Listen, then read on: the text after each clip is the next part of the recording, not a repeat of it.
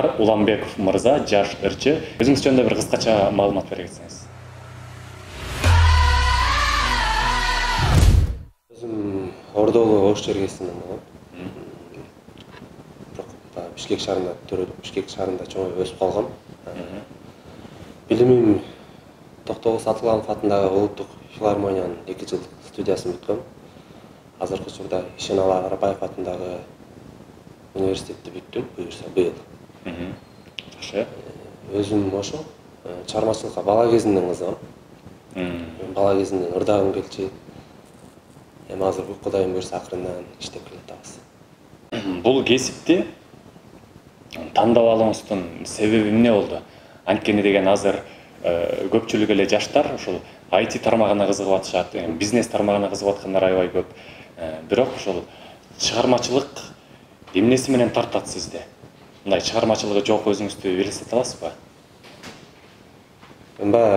Музыканы сүйгөн адам мисалы тоого чыгарсаң деле, кайсыл жерге алып барсаң деле ырдай берет. Музыка ичиңдеги болгон талантты ката албайсың. Жана айткандай бала кезимден кыялым. Бала кезимден ырдасам деп кыялданчумун. Ошо анан үйдөгүлөр да түрткү болгон. Бул нерсеге. Ошо. Жакшы. Мындай жашоодо принципиалдуу адамсызбы? Кандай принципти карманып жүрөсүз эгер болсо? Негизи ошондой эле адаммын. Кандай десем? Принципке турган эле адаммын. Анан бул кесип мененчи, ырчылык кесип менен жашоомдун аягына чейин аркалайм ушул кесипти деп өзүңүзгө ишенесизби? Эми Кудайым буйрса, Кудайым ден соолук берсе, аркалайм дегенге ниеттемин. Азыркы Бек Борбиев, Сыймык Бешкеев агаларыбыздын жолдоп мисалы. Азыркы жашка чейин ошол кыргыз сахнасында мисалы түшпөй берет го. Кудайым буйрса, менде да ошондой ниет бар.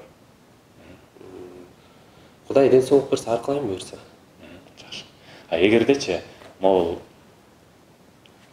Кудай башка жолго салган болсо, бул чыгармачылык жолдо эмес болсоңуз, кайсы кесиптин ээси болмоксуз?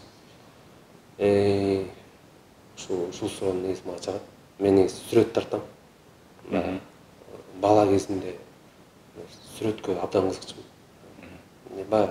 Мектепте окуп жүргөндө укмуш бир сүрөтчү болгум келчү, чоңойгондо. Анан мен өзүмдү мисалы ырдагандан башка ошол сүрөтчү болушум керек деп элестетем. Эгер ырдабасам. Бирок азыр ушул социалдык тармактардан дагы кээ бир постторуңузду көрүп калдык ошол сүрөт тарткан боюнча. Колуңузга береке, жакшы тартат экенсиз, чындыгында баа бердик. Анан баягы мынтип айтышып коюшат го, 2 тоонун чөбүн эңсеген кийик ачка калат депчи. Анан сизде балким ушундай болуп калуудан коркпойсузбу?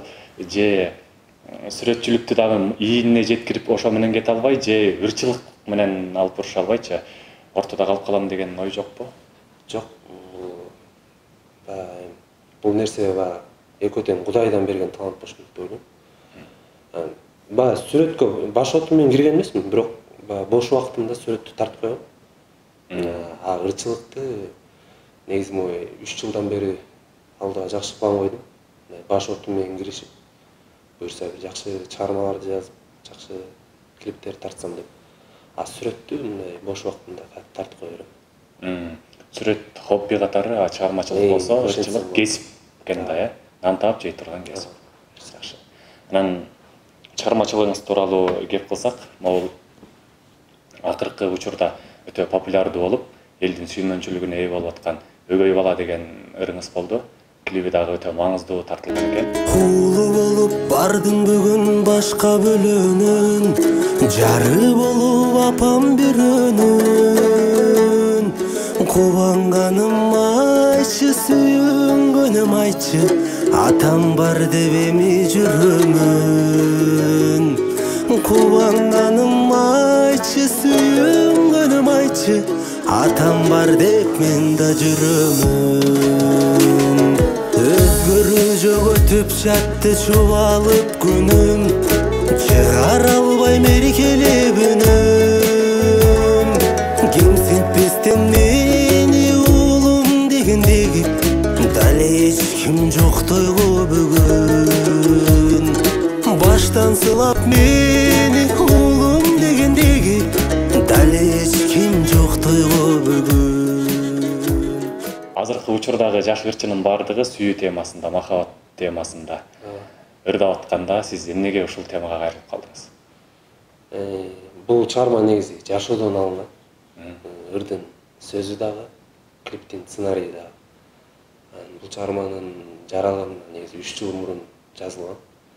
Алмаз Батырбеков деген агам ошонун калемине таандык, обону дагы. Ошол агам сунуштаган. Ушундай негизи бул окуяны айтып берген. Бул ошо бир баланын башынан өткөн окуясы. Ушуну ыр кылып жаздым эле, ырдап көрбөйсүң деп. Анан мага жаккан.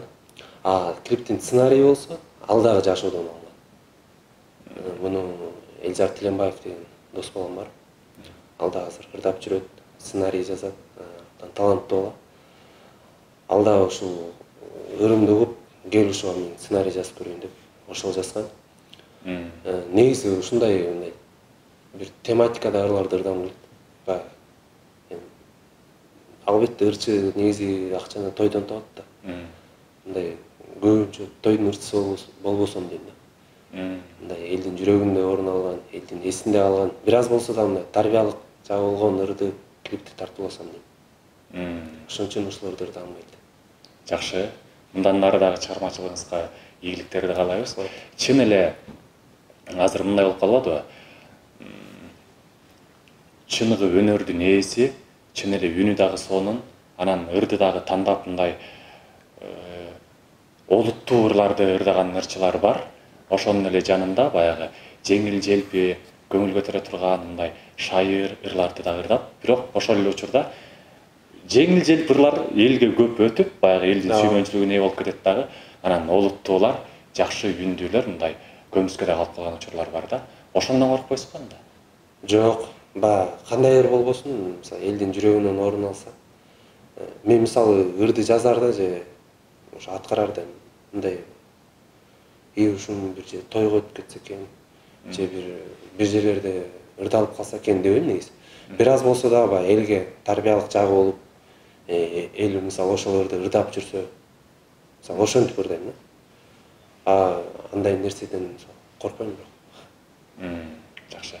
Эң негизгиси өзүңдүн көксөгүңдөгү, өзүмдүн жан дүйнөм эмнени кааласа ошону кылам. Жакшы экен. Көпчүлүк учурда мындай эмне болгондо чыгармачылыгыңыз ташып турат. Мындай айтканда, илхомду кайдан аласыз? Негизи мен илхом качан келет дейм. Эмеден түнү саат 2-ден 15 өткөндө келет. Тамаша. Илхом келе берет ар учурда эле. Негизи көбүнчө ошо кечинде келет. Кечинде жатып алып ойлонуп, ошондо да ырдын текстери, обондор, көп нерсе ошондо келет. Мындай атайын мисалы даярданып могурду ырдайынчы десең, кээде илхом келбей калат. Кээде ырдагың да келбей калат. Өзүнүн учуру келет, ошондо эле ырдап. Анан мындай го, буга чейин жанагы Мыскалы жээнин учурунда Асанкалы Керимбаевдардын, Болот Миңжилкыев дегендер бар го, алып ырчыларчы. Анан ошол учурдагы ырлар бар го, мисалы үчүн азыркыга чейин ырдалып келатканчы. Ошол Көктөм эле, мисалы үчүн Калмурат Рыскуловдун ырлары, Боогачы, Күнөөлүү элем дагы толтура, Анан ошол учурдагыдай обондор, ырлар азыр мындай катуу айтканда жаралбай атпайбы? Азыр угуп турсаң эстрададагы ырларды баары тең эле окшош, бир ырды угуп, бир жолу угуп кое турган ырлар болуп атат да. Анан ошол учурдагыдай ырлар, обондор азыр эмнеге жаралбай атат деп ойлойсуз? Такыр жаралбайт дегенден мен алыспын. Балким мисалы дагы бир 10 жыл же 20 жыл, же 50 жылдан кийин мисалы азыркы ырчылардын ырлары мисалы ошол убакка барганда мисалы элдин оозунда калышы мүмкүн да. Мисалы ошол Рыскай Абдыкадыров ырдаганда мисалы эл билген жок да. Кийин мисалы ошо эл оозунда түшпөй ушундай бир тарыхта кала турган киши болгончу. Мисалы азыркыда ырчылар таланттуулар көп негизи кыргыз шоу бизнесинде. Мисалы айтсак Мирбек Атабеков, Нурлан Насип, мындай Гүлжигит Калыков. Мисалы ушулардын ырбары деле мен ойлойм бир ошол көп жылдан кийин элдин оозунда калышы мүмкүн да. Мындай эметкенге болуш керек. Баары бир эмени ырдын өзүнүн учуру келет да. Анан негизи ал кишилерге теңелип андай оондар чыкпайт албетте секинде. Бирок өз учуру келет болуш керек. Менин жеке оюм ошондой.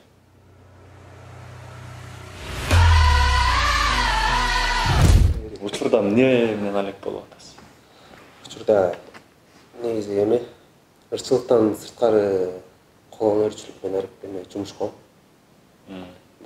Кол өнөрчүлүк дегенде кыргыздын калпактары. Үйдө ата-энем үй бүлөбүз менен ушундай эме тигебиз, кыргыздын калпактарын тигебиз. Ырчылыктан сырткары ошол бош убактымда ошол жумуштарда болуп, башында айткандай сүрөт тартам мен. Бардыгын өзүм кылам ошол жерде. Калпактын оюсун өзүм тартам. Калпакты өзүм бичам. Ошол азыр ошол жумуш менен алекмин. Чарбачылыкты да токтотпойм негизи. Быйыл жакшы иштеш керек. Азыркы Кыргызстандын шоу бизнесинде мындай эмне жетпей атат же болбосо ушул жери ашык болуп атат, ушуну жөн эле койсо болмок деген бир ойлор жокпу? Кыргыз шоу бизнесинде негизи өзүбүздүкү билинбейт го. Башка жактагыларга мисалы жакшы эле билинет болуш керек. Мындай мурдакыга салыштырмалуу мындай өстүк деген менин көз карашым боюнча өстүк болуш керек.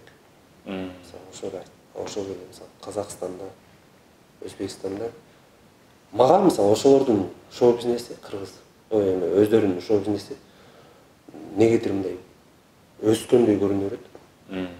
Бирок бизде деле өстү, Кудайга шүгүр.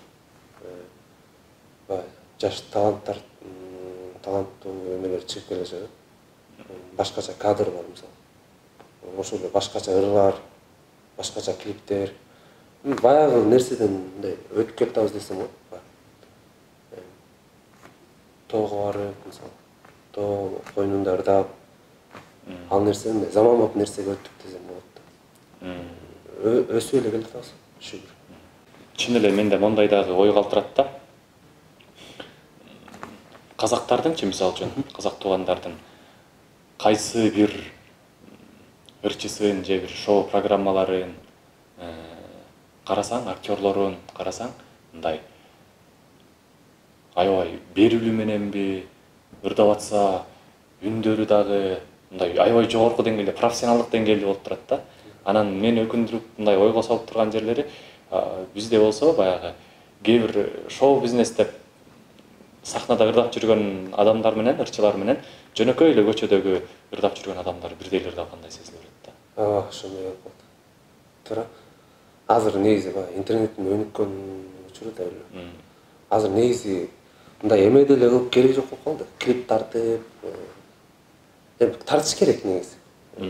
Чыны чармачыл адам ошол менен иштейт. Бирок ушундай талантың ташып өзүнүн талантын ичиңе батпай атса, телефонду алып туруп эле бир үйдөн бир жерге отуруп жакшы ырдап койсоң, мисалы, атың чыгып кетет да. Же ынтымак паркка барып ырдап. Мындай талантты ката албайсың да баары бир. Талантың болсо сыртка чыгаргың келет, чыга берет.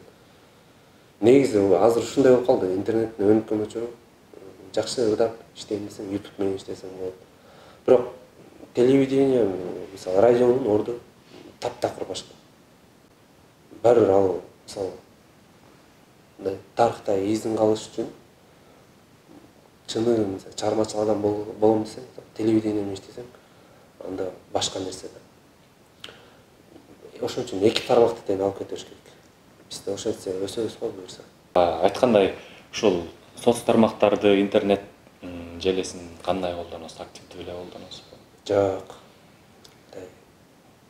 Чын эле айтайын, андай активдүү колдонбойм. Көңүлүм болгондо киргизип коюм.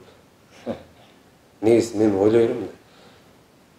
Если эгер чыгармачылыктын адам болом десең, чын эле чыгармачылык. Мисалы, башка адамдарга биз сырдуу көрүнөбүз да. Булар не жейт болуп экен, булар кандай кийинет болуп экен. Чыгармачыл адам ушундай көрүнөр дейт. Баскан турганына карай жөнөкөй элчи. Мен ойлойм, мисалы азыр могу 2-3 жыл мурун кайсыл жерге барып тамак ичип атканыңды, мисалы кайсыл жерде отурганыңды, катуу жөтөлүп алсаң деле, мисалы баардыгы интернетке кирип кеткен. Мен жеке көз карашым мындай, көп деле киргизгим келбейт. Бираз мындай сырдуураак болсо депчи. Мен жеке оюм ушундай. Мындай киргизип коюм анча-мынча жерде. Жакшы. Анан мындай нерсе бар го, баягы маданият тармагы, маданият адамы, баягы коомдун күзгүсү, жөнөкөй карапайым эле ошолорду карап түздөнөт дегендейчи. Анан дейин десек, мен байкап атам, азыр көпчүлүк маданият тармагында адамдар ушундай түз жүргөн, алгылыктуу иштерди кылайын дегендер ушул интернет тармагын, Instagram мисалы үчүн TikTok'ту аз колдонушат экен да. Дээрлик колдонушпайт экен. Ошол эле учурда баягы кечирип коюшсун TikTok'тун жиндилери. Оюна келгендин баарын кылып аткан баягы телбай тентектер чалмакейди чалып атышат тиги жердечи. А эл болсо ошолорду көрүп атышат. Анан биздин жаштарыбыз ушундай болуп калыптыр деген ой кетип атат. Кээ бирине жагып атат, кээ бири сындап сөгүп атат дегендейчи. Анан эмне үчүн болбосун? Ошол маданият тармагындагы чын эле мындай үлгү боло турган адамдар, уулдар, кыздарыбызчы эмнеге ушул Instagramга, TikTokко чыгып мындай жакшы жагынан таанылбайт, жакшы бир үлгүлөрдү көргөзбөйт. Балким сиздин мойнуңузда дагы чыгармачыл адам болгондон кийин ошондой жүк жаткандыр, элге бир туура жолду көргөзүү. Мындай айтканда баягы чыныгы чыгармачыл адамдын жүзүн көргөзүү кандай экендигичи. Ошол жагын ойлонуп көрбөйсүзбү? Мисалы ошол TikTok'ту же Instagram'ды колдонгон адамдын ар бир адамдын өзүндө. Мисалы TikTok'ко кирем, мен деле кирем TikTok'ко. Ал мисалы кайсыл видеону көргөнүмө жараша чыга берет. Мисалы жакшы видеолорду көп көрсөм, ошол нерсе көп чыгат. Мисалы жаман видеону көрүп, аягына чейин көрүп, ошону көп көрсөм, мисалы ошол көп чыгат да. Ошондуктан ар бир адамдын өзүнөн болуш керек. Мисалы бүт эле жерде жаман жагы бар да. TikTok'то эле эмес, Instagram'дын деле жаман жагы бар. YouTube'дун деле жаман жагы бар. Google'дун деле мисалы бүт эле нерсенин жаман жагы бар. Адам өзү кандай колдонсо, ошол нерсе чыга берет. Мен жеке оюм.